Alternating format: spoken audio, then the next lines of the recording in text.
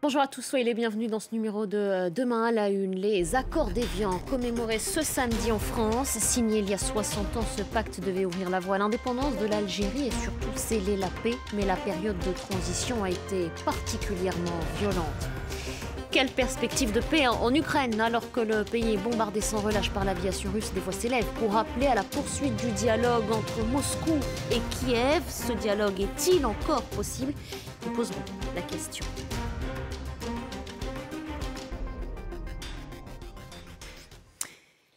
L'obsession d'un responsable doit être de faire avancer la paix et de négocier une paix durable. Cette phrase a été prononcée par Dominique de Villepin. Pour l'ancien ministre français des Affaires étrangères, la voie diplomatique est et restera donc l'une des seules issues possibles à la guerre en Ukraine.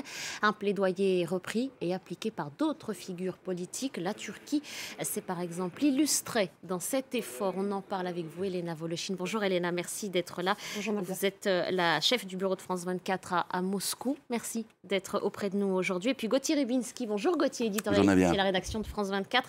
Merci à tous les deux d'avoir accepté notre invitation. Elena, les deux camps ont parlé, surtout ces derniers temps, d'avancer dans les négociations, dans les pourparlers. Quelles sont ces avancées? De quoi parlons-on et quels en seraient les effets surtout?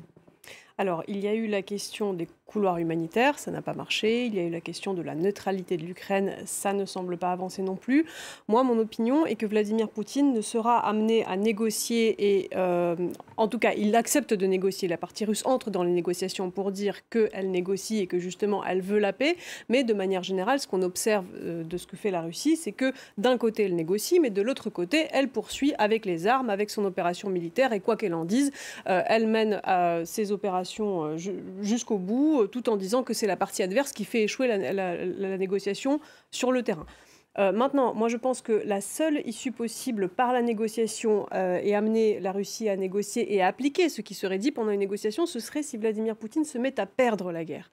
C'est-à-dire que ce qu'on observe en ce moment militairement, côté russe, ce n'est pas fameux, elle semble stagner, la Russie elle semble avoir de grandes difficultés sur le terrain et ça ce serait peut-être effectivement un espoir pour que Vladimir Poutine cherche une porte d'issue par la négociation en faisant semblant que de toute façon c'est lui qui garde la main, qui obtient finalement ce qu'il veut. Mais pour moi, la seule marge de manœuvre d'une voie diplomatique, ce serait seulement si Vladimir Poutine n'obtient pas militairement ce qu'il veut. Et cette issue diplomatique, il pourrait peut-être l'établir avec le président français, parce qu'on a vu que Vladimir Poutine, Elena, a consenti à maintenir le contact, notamment ou peut-être même essentiellement avec le président français. Pourquoi ?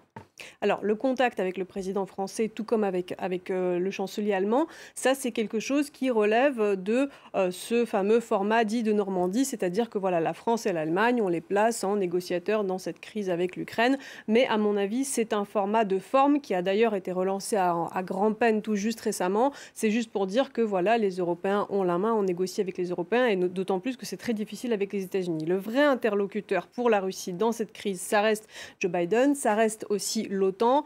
C'est vraiment pour faire pression sur l'OTAN que Vladimir Poutine a lancé cette guerre en Ukraine, parce qu'on se souvient des exigences de départ. C'était toujours de dire que la Russie, que l'OTAN menacerait la Russie, qu'on ne veut pas que l'Ukraine intègre l'OTAN, qu'on veut une Ukraine démilitarisée où les Américains ne jouent plus aucun rôle, etc. Donc il ne faut vraiment pas perdre de vue le fait que pour Vladimir Poutine, l'interlocuteur principal reste les États-Unis.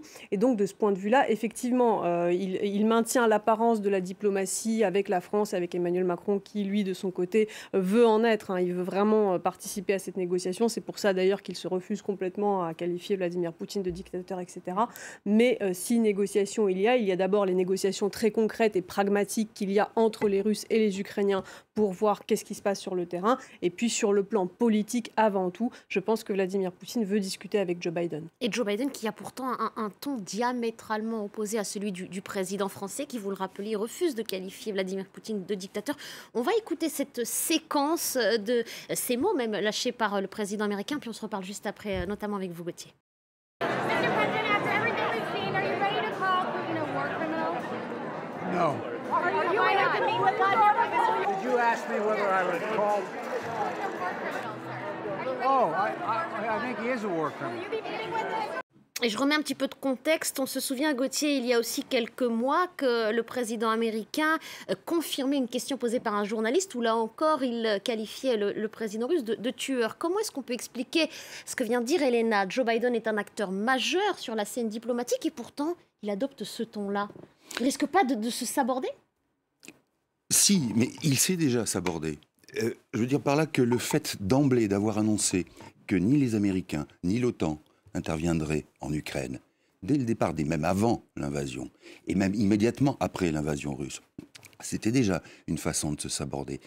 Se saborder, ça veut dire aussi que quand on est loin, justement, et que quand on n'a pas l'intention d'intervenir, on peut se permettre un certain nombre de choses, de langage. Si effectivement Vladimir Poutine est un tueur, comme il l'avait dit lors de cette interview que vous rappeliez, si Vladimir Poutine est un criminel de guerre, comme il le dit, il n'y a strictement aucune raison, si ce n'est des raisons effectivement qui tiennent au nucléaire, et ça on en parlera. Mais logiquement, qu'est-ce qu'on fait d'un criminel de guerre? Dans le meilleur des cas, on l'attrape. Si possible, vivant. Mais on ne reste pas les bras ballants. Et là, au fond, c'est une manière, oui, de se mettre tout nu lui-même. Joe Biden dit, voilà, je pense que Vladimir Poutine est un criminel de guerre, mais je ne ferai rien. Et par comparaison, évidemment, l'attitude du président français Macron, alors elle découle d'une arrogance, d'un caractère hautain de la diplomatie française, qui est de croire qu'on peut toujours avoir le contact notamment avec les Russes, parce que dans l'imaginaire historique, c'est le fameux rouleau compresseur russe qui datait de la Première Guerre mondiale. On avait des liens avec eux. Souvenez-vous aussi qu'à travers cette mythologie d'une liaison slave de la France avec le monde slave, c'est comme ça que François Mitterrand n'a pas voulu charger les Serbes lors de l'ex-guerre en Yougoslavie, parce que c'était lié avec les Russes et une fraternité d'armes. Tout ça, c'est possible. Alors, le résultat, c'est que quand même, si ça permet de maintenir une marge ou une passerelle entre le Kremlin et le reste du monde, pourquoi pas? Mais de toute manière, l'idée est que il ne faut pas, et c'est ça qui est profondément dangereux, j'y reviendrai plus tard, c'est qu'il ne faut pas considérer Vladimir Poutine comme étant victime de ses affects. Je ne dis pas qu'il est à 100% victime de ses affects, mais je dis qu'il n'est pas non plus dirigé et régi par 100% de rationalité et de matérialité. Et ça, c'est ce qu'on considère, autrefois, qu'on a considéré, qui nous plombe aujourd'hui, et c'est ce que fait aussi Emmanuel Macron en disant « le personnage de Poutine est accessible à une forme de raison ». C'est possible, mais ce n'est qu'une partie du personnage. Et à partir de là, il reste l'autre moitié, et celle-là, on a beaucoup de mal à l'appréhender. Et on l'a vu justement à plusieurs reprises agiter la menace nucléaire. Si les Russes, parce qu'on a l'impression qu'ils avancent, mais ils s'enlisent. En même temps, en tout cas, cette guerre est partie pour s'installer dans le temps, je crois, et c'est peut-être aussi votre analyse. Et Elena, qu'est-ce qu'ils peuvent faire? Qu'est-ce que peut décider le Kremlin, finalement, s'il y a un moment une sorte d'impasse qui s'impose aux troupes russes? C'est-à-dire que on part du principe que voilà, Vladimir Poutine, c'est quelqu'un qui veut une négociation pour éviter le pire à tout prix. Ce n'est pas le cas. Vladimir Poutine, c'est quelqu'un, et il l'a dit d'ailleurs à la présidence française, on l'a entendu de l'Élysée, Vladimir Poutine a dit « j'arriverai à mes fins par tous les moyens possibles, par la négociation ou par les armes ». Et on sait qu'il privilégie les armes, parce que comme je disais, même s'il négocie, il dit qu'il s'engage à faire des choses, ou plutôt il exige de la partie adverse qu'elle s'engage à faire des choses, qu'elle s'engage à faire, mais que lui ensuite viole en disant que c'est la partie adverse qui l'a violé, si vous voulez. Je parle très concrètement d'opérations militaires comme des bombardements pendant un cessez-le-feu, etc., où il dit « nous, les Russes, on s'engage à respecter le cessez-le-feu et ensuite, ils ne le font pas en accusant la partie ukrainienne ». Alors maintenant, comme vous le disiez, ils s'enlisent. Effectivement, la situation sur le terrain commence à devenir compliquée.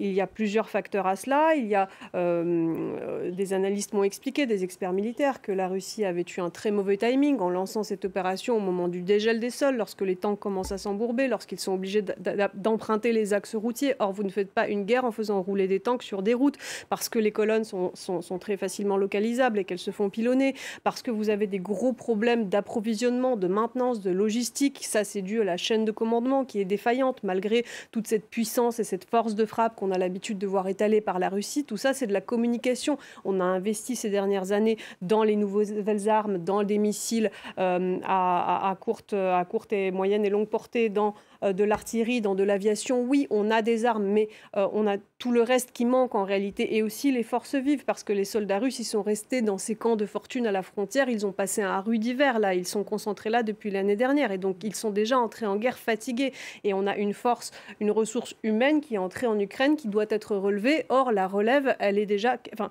toute la force vive, la force de combat russe, c'est-à-dire des troupes qui sont potentiellement amenées à combattre, elles sont déjà en Ukraine. Et alors, est-ce qu'il pourrait aller plus loin? Est-ce que le nucléaire, puisque ce Vladimir Poutine jusqu'au boutiste, est-ce qu'on peut aller jusque-là, Gauthier? Est-ce que la dissuasion ne marche plus? Alors, c'est vrai qu'on se rend compte d'une sorte d'impasse dans cette affaire. Parce que qu'est-ce que veut dire la dissuasion nucléaire au sens où elle a été créée depuis le début de la guerre froide, c'est-à-dire au sortir de la Deuxième Guerre mondiale? Ça voulait dire que de part et d'autre, on avait des acteurs qui étaient, on va dire, conservateurs, entre guillemets. C'est-à-dire que l'un comme l'autre n'acceptaient pas la destruction de leur camp. Pour les États-Unis, mais de même pour l'Union soviétique, ceux qui étaient à la tête de l'Union soviétique espéraient que cet État dit prétendument des ouvriers et des paysans, serait éternel et inaltérable. Donc il y avait la volonté de conserver quelque chose. Que devient la dissuasion nucléaire quand on ne sait pas à qui on a affaire, c'est-à-dire à Vladimir Poutine, qui, de par un certain nombre de témoignages et même de recoupements, est quelqu'un qui peut être habité par une vision apocalyptique. Qu'est-ce qu'on fait du nucléaire dans ce cas-là? Et vous le voyez bien, le nucléaire ne sert à rien, parce que ce qui aurait pu se passer cette fois-ci, c'est qu'on mette... sans armes nucléaires, si personne n'avait eu d'armes nucléaires. On aurait dit, bien, l'OTAN intervient pour éliminer la Russie et les troupes russes du territoire ukrainien, point.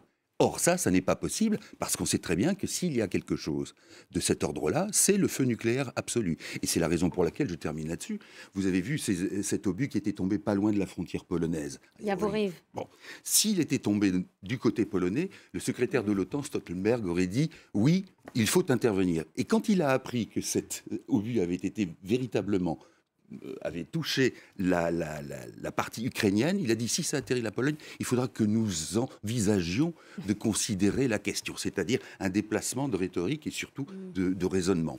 Voilà toute la gravité de la chose. Le nucléaire et la dissuasion, aujourd'hui, ne servent pas à grand-chose tant qu'il y a de l'autre côté quelqu'un dont on ne connaît pas les réelles intentions. Merci beaucoup, Gauthier. Merci encore, Elena. Merci à vous. On marque une courte pause, on se retrouve dans quelques minutes.